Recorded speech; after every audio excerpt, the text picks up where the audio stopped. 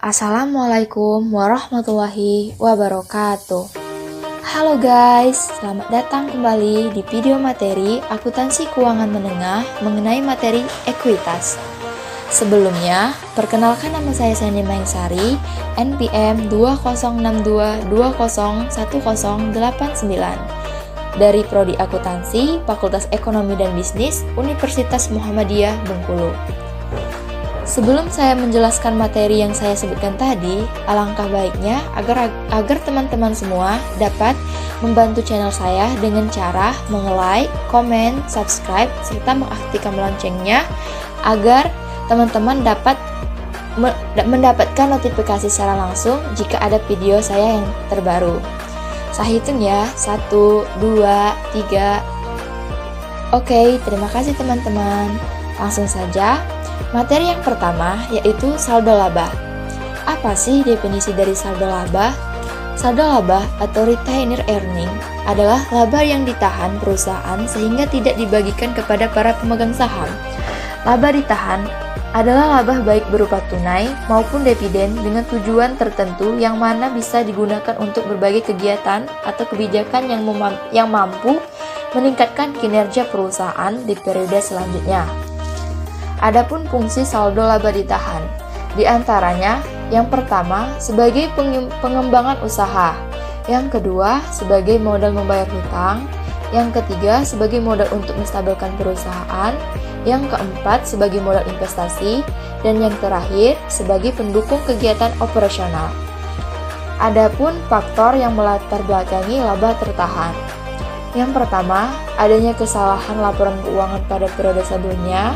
Yang kedua, perubahan metode perhitungan, dan yang terakhir, perubahan prinsip akuntansi dari periode sebelumnya. Untuk materi yang kedua, yaitu dividen. Dividen adalah bagian dari sebuah keuntungan atau laba yang dapat dihasilkan kepada para pemegang saham yang jumlahnya sesuai dengan jumlah saham yang dimiliki oleh para pemegang saham. Adapun jenis-jenis dividen diantaranya, yang pertama, dividen tunai. Dividen tunai adalah dividen yang dibagikan oleh sebuah perusahaan kepada para pemegang sahamnya dalam bentuk uang tunai atau cash.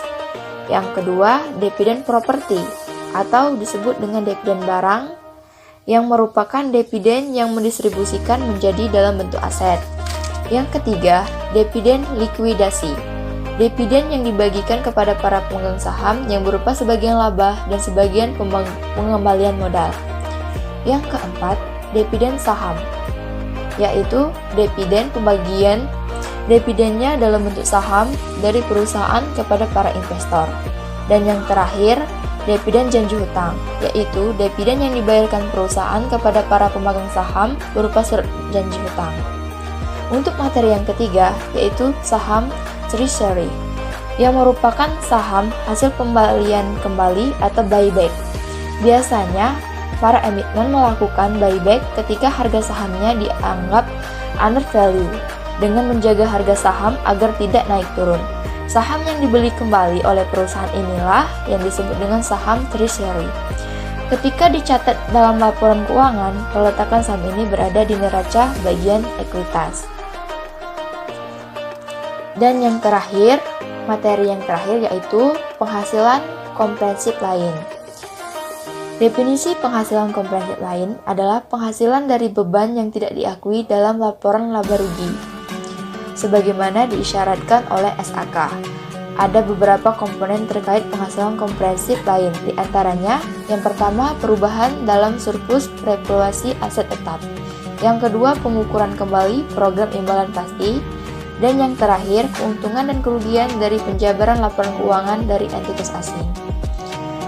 Oke teman-teman, mungkin itu saja materi yang dapat saya sampaikan di YouTube channel kali ini.